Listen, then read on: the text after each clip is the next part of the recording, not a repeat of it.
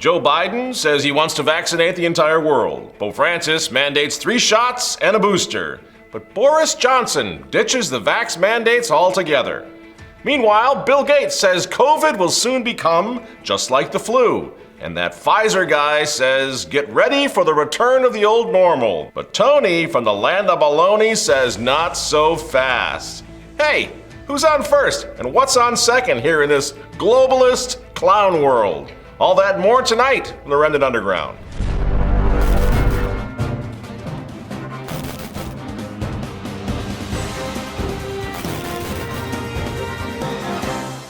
Ladies and gentlemen, the President of the world.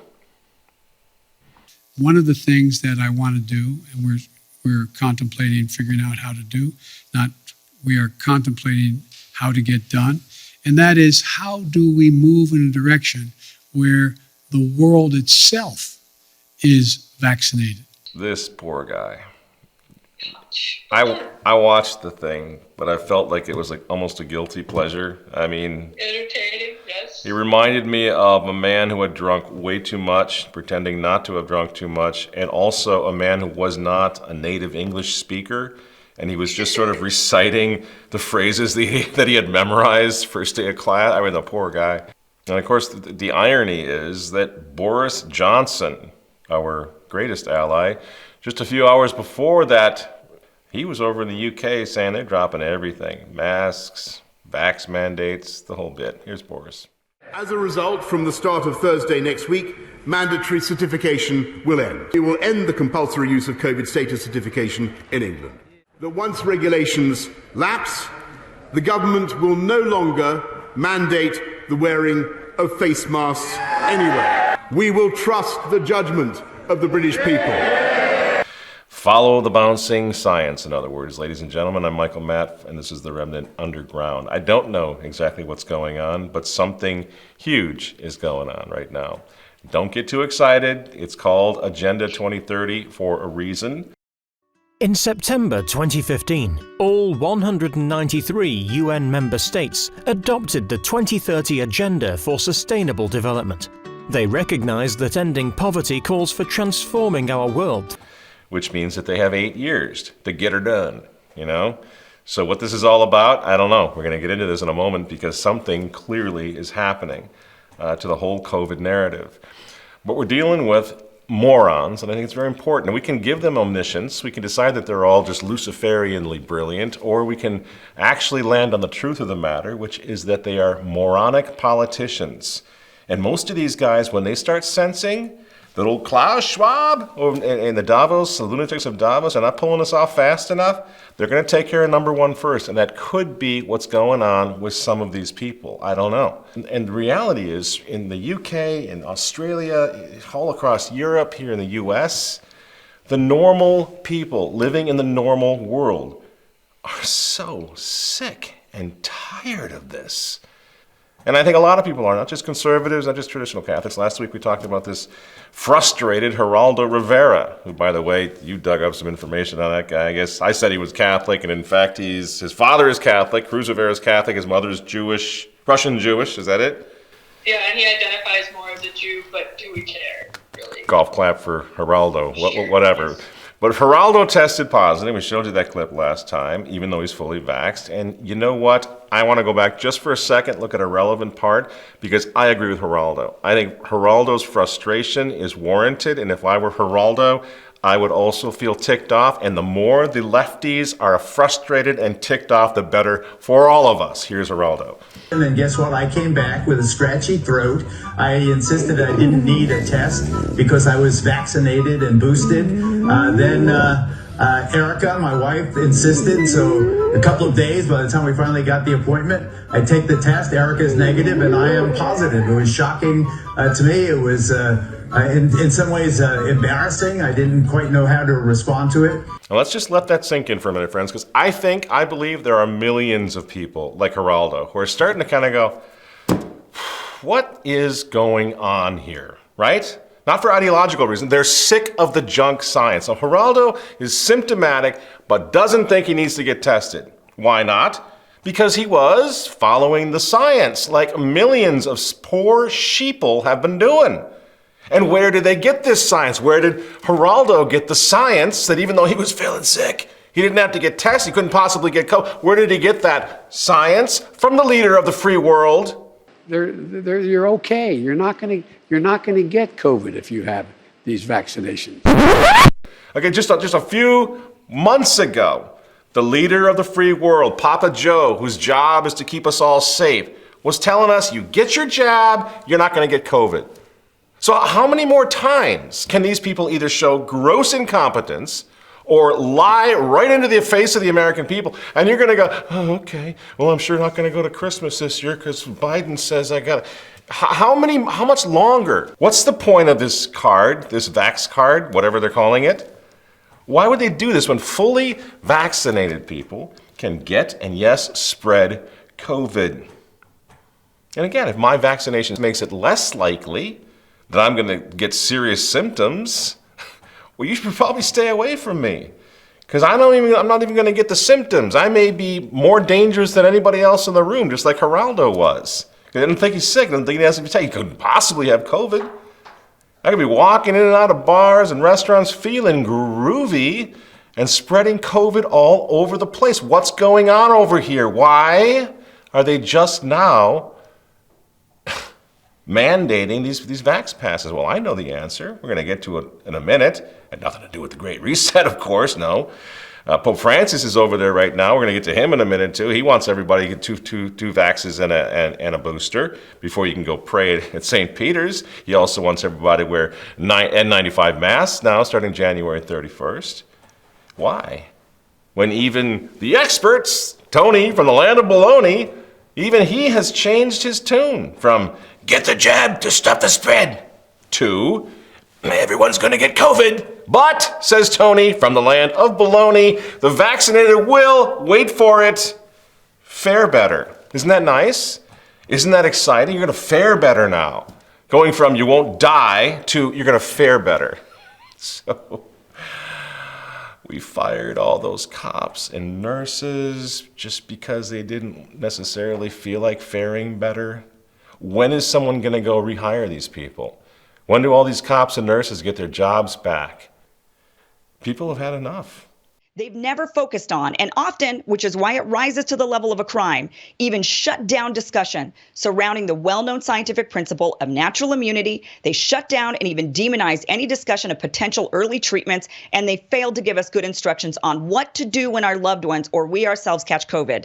They flat out refused to focus on any of this. They instead swore if we all got the vaccine, the pandemic would end. Well, it didn't end. Everyone is catching COVID. People who got double vaxxed and triple vaxxed and wore double masks and kept their kids out of school and gave up Christmas with family, and even worse, gave up being with their loved ones by their side as they breathed their last breaths because they weren't allowed to be next to them, are catching COVID. Everyone is catching COVID. And as people are catching it, they're starting to realize they have no tools left in their toolkit. Some serious, serious failings by our public health officials, the CDC, Fauci, our politicians, and the mainstream media are becoming glaringly obvious, to the point where I think their failings rise to the level of crimes against humanity. And if the politicians and the medical experts who advise them are guilty of crimes against humanity, what about the other guy?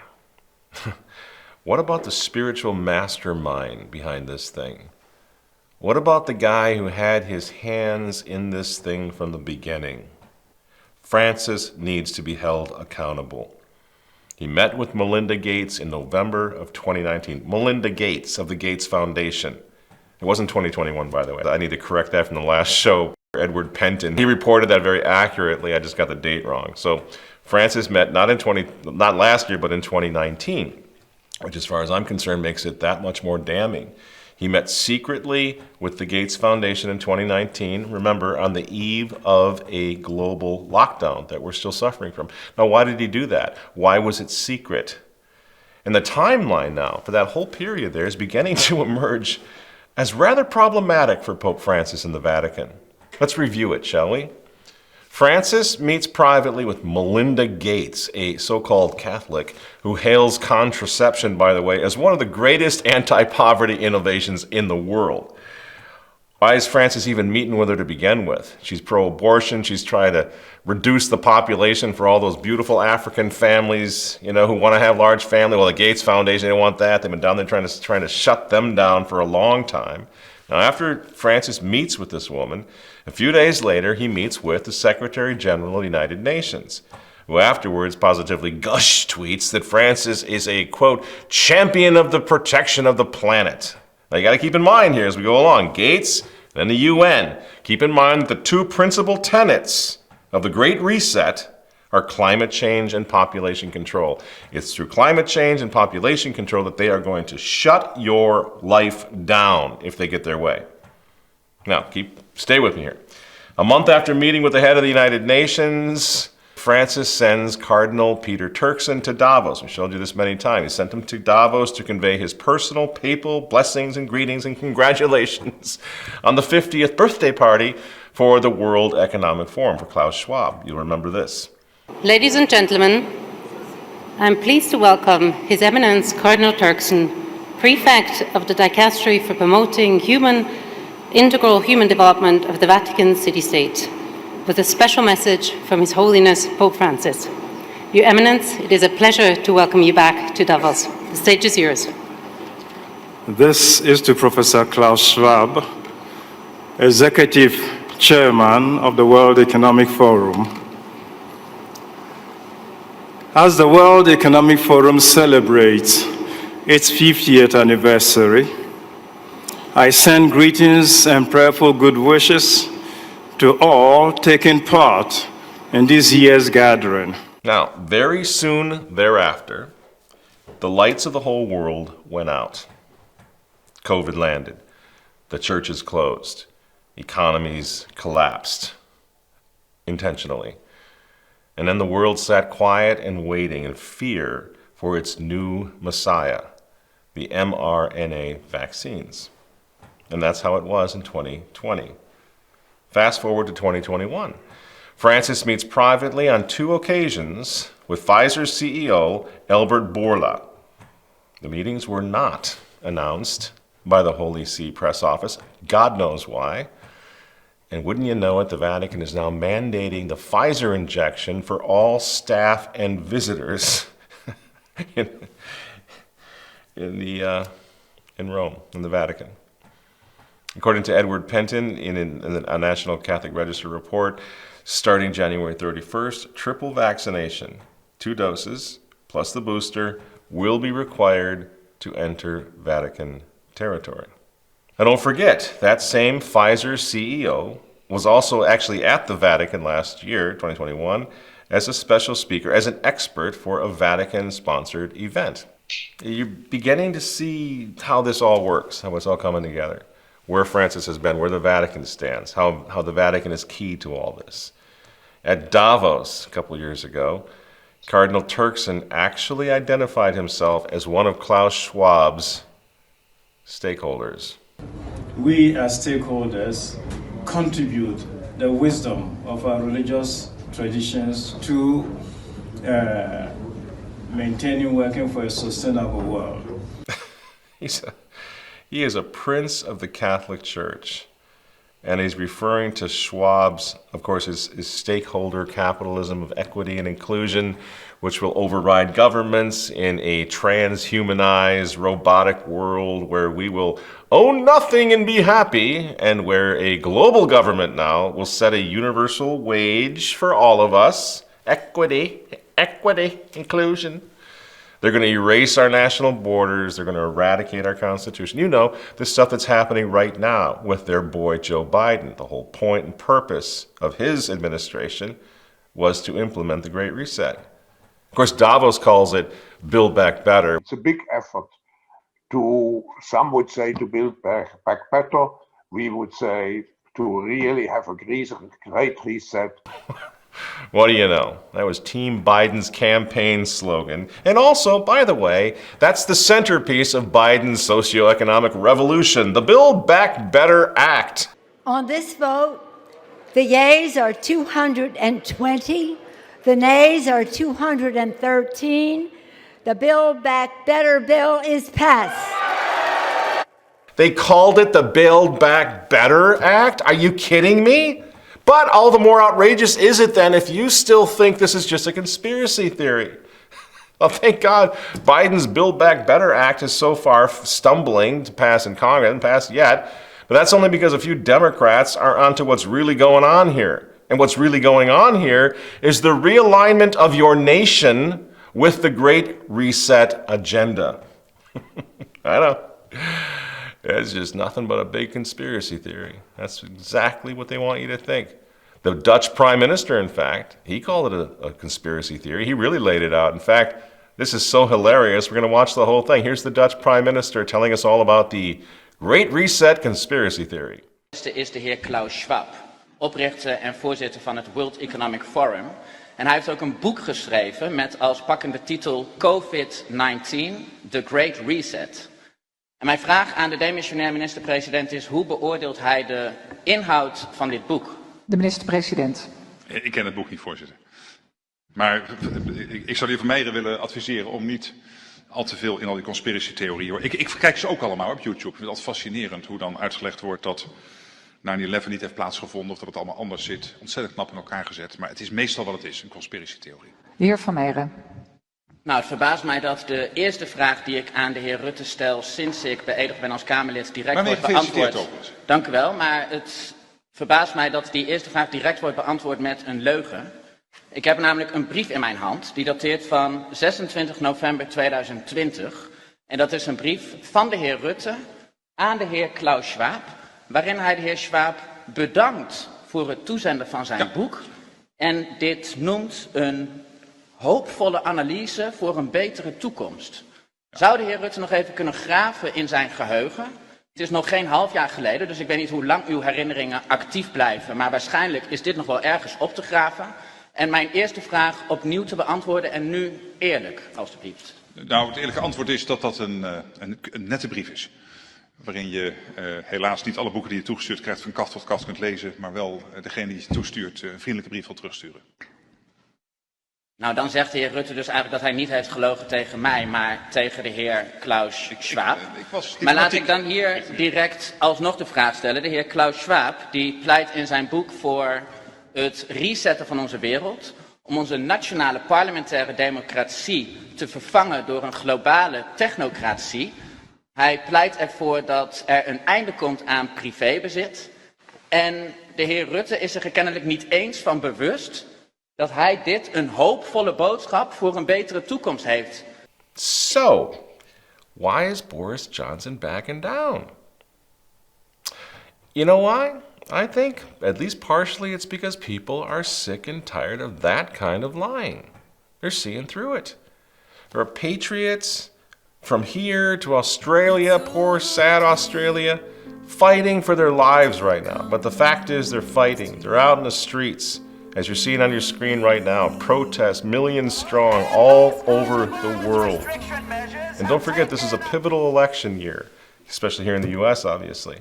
And I don't think Davos and Biden and the UN, I don't think they anticipated men like Ron DeSantis or Rand Paul, who are starting to emerge now as national freedom fighters through this insanity. I don't think they anticipated Robert Kennedy, who just won't shut the heck up. They never saw Joe Rogan emerging out of nowhere to suddenly become more influential than CNN. And of course, they're losing their own. They never anticipated losing Elon Musk, who's up there right now again, week after week, ripping the entire guiding principle of Agenda 2030 over population. I'm worried about the birth rate. Most people think we have like too many people on the planet, but actually this is an outdated view. I think that the biggest problem the world will face in 20 years is population collapse. And traditional Catholics, us, all over the world, we've been right in the thick of this fight from the start. I'm so proud to have been in this fight with you. We've done good work. Lots of people have done great work. We have made our voices heard. This is why I was saying from the beginning, it's not futile. It is not futile. Keep fighting against these demonic morons, which is what they are. So some examples of what traditional Catholics have been doing over a couple of years, why Francis is so worried about us. Start with Archbishop Carlo Maria Vigano, of course. leading a campaign against Francis. I don't know how he does this. He's in his 80s, but he's got the energy of a 20-year-old. It's just amazing. It's just he's doing such great work, and he has led this campaign against Francis, against the New World Order project, and of course specifically against the Great Reset. And he's done so with such effectiveness that you'll recall even the President of the United States of America gave him an attaboy a few years back. That's a concern for the Vatican, no matter how much they try to pretend to be ignoring a man like Archbishop Vigano. Remember the Amazon Synod? Remember how that got off the ground? My name is Alexander Chugoel, and I am the guy who threw the Pachamama idols into the River Tiber. Which became a bigger story than the Synod itself. And throughout 2020 now, when the world was dutifully obeying the lockdown orders, we went public with very straightforward and public, and I may say militant, non-compliance. And there is no weather, and there is no force or principality in heaven and on earth that can stop us from offering the sacrifice of the Mass.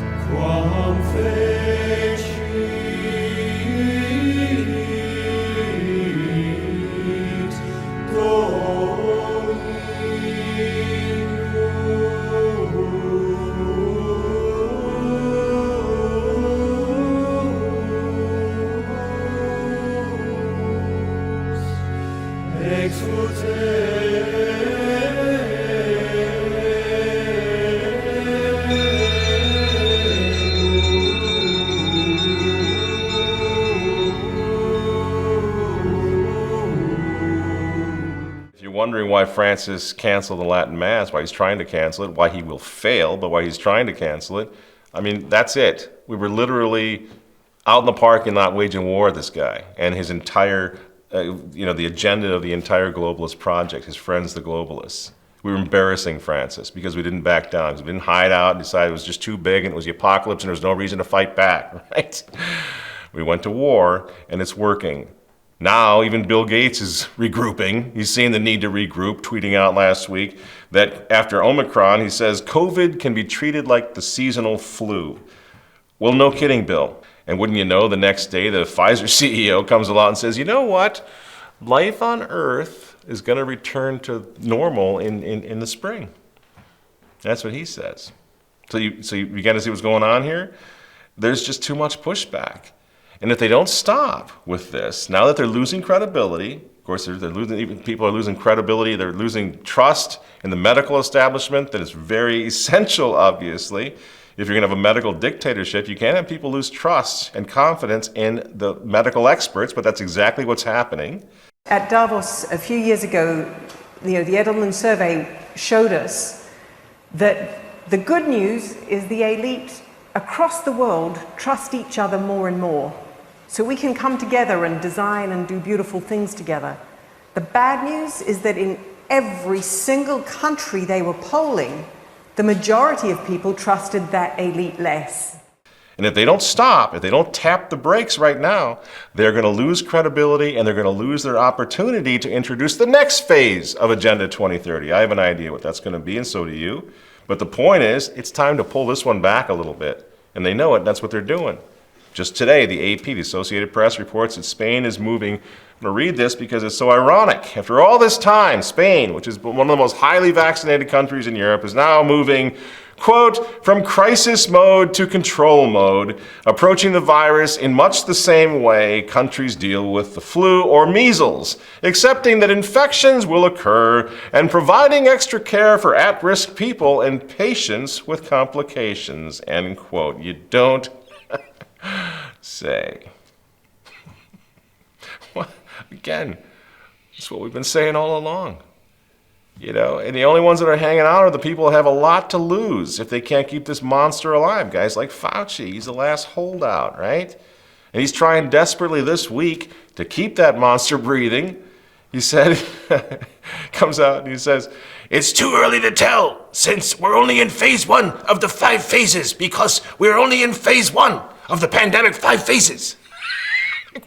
Did you catch this? Like, what is this guy doing? Are you kidding me? I think he's desperately trying to spread it out because as soon as it's over, he's in in jail. Yeah, I think you're right. If this ends, Tony from the Land of Baloney is in jail. You're absolutely right.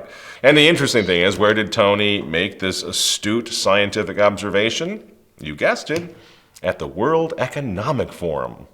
But you make the virus have an advantage when you don't implement in a unified way all the very well recognized public health measures, particularly the vaccines.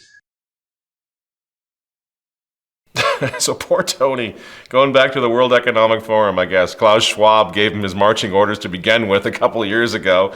And now he's like, going back there, guys, are we still doing this? Or, what's happening over here?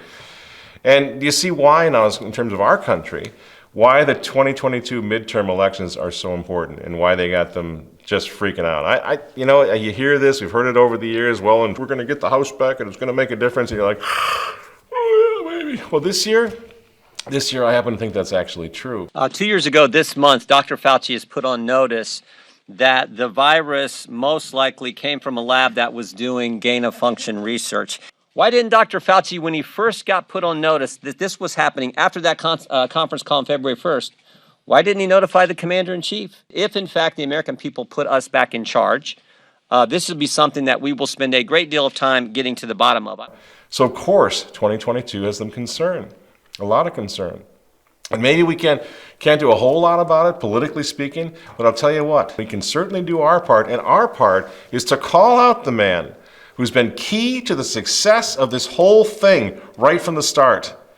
The lunatics of Davos, they needed the moral authority of the Pope to preach their gay, globalist, anti-gospel. That's what they needed. And guess what? Francis was only too eager to hand it right to them. He must be held responsible. I believe he's an infiltrator and he needs to be stopped. He's speaking in the name of us. He's speaking in the name of our church. He's speaking in the name of Christ himself. He is giving the grace of Almighty God to the demons at Davos, and he needs to answer that. We need to raise these charges against him. Catholic or not, if you lost your job over the past couple of years of insanity, remember this. Pope Francis gave them the moral authority to take your job away from you. Don't forget that.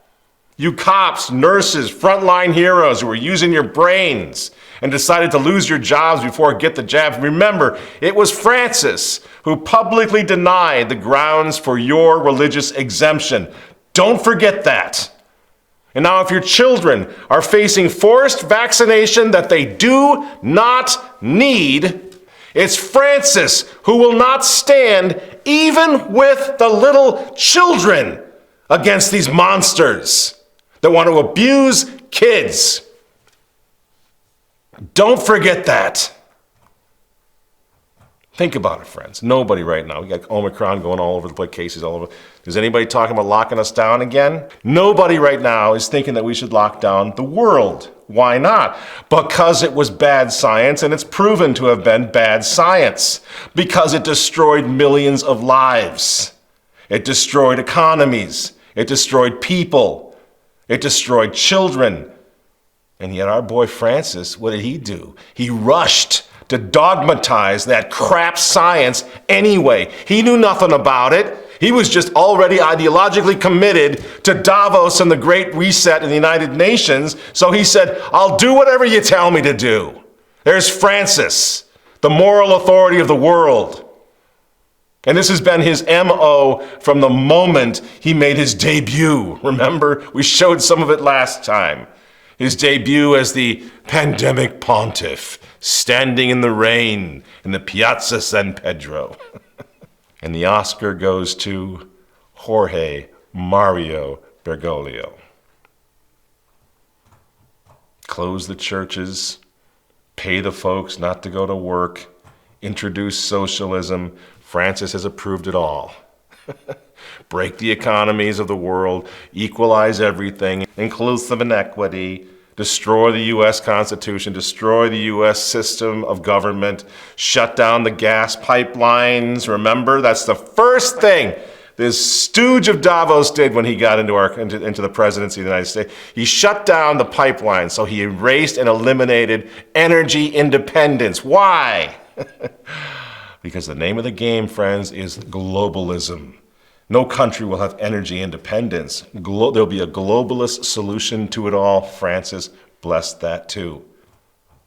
They took our kids out of school, set them back God knows how long. They masked up children. God knows the psychological damage they did to kids in the name of science, blessed by Pope Francis. And then they defunded the police. And then Francis comes out and he says, George Floyd is like the Good Samaritan of Scripture, totally siding with the people who burned my city down. That's what Francis did too. Now, crime is escalating all over the place. You want to know why? It's intentional. It's on purpose. It's financed by the Soros people who are in bed with the Davos people, who are in bed with the United Nations, who are in bed with Pope Francis. They're escalating crime, and you know this, but they're escalating crime on purpose to destabilize the world and reset it in the image and likeness of globalism. And again, they're going to force vaccinations now on millions of our children. Guess what, friends? When you start looking at this list, when you start looking at what they've done to us, I don't blame Davos. They're the lunatics of Davos, whatever. You know who I blame? I blame this man Francis, whoever and whatever he is. He must be held accountable. He must be held. This is not revenge. This is the future we're talking about. He must be held accountable, if not by the international criminal courts, then by the court of public opinion. Because think about this. He's supposed to be a religious, a spiritual leader. And yet the atheistic globalists of Davos, they went to Francis first. They knew they had a friend in him. They knew they had an ally in him. They knew that they had one of theirs in the Vatican. And they could not do it without him, without his moral authority. They needed a host nation as well, and Francis gave it to them. It's called the Vatican. And the reason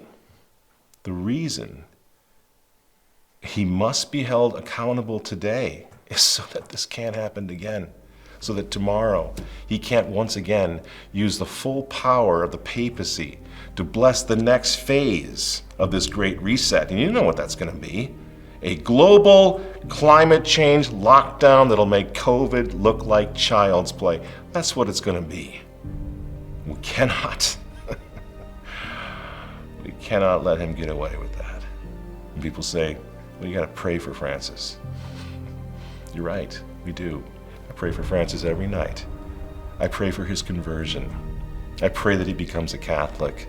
I pray that he does actually begin to consider and have concern for the children of this world, the ones who are being destroyed by his friends, the globalists. I pray for Francis. And may God have mercy on Francis's soul. I'm Michael Matt, Remnant TV. Thanks very much for listening, and we'll see you next week.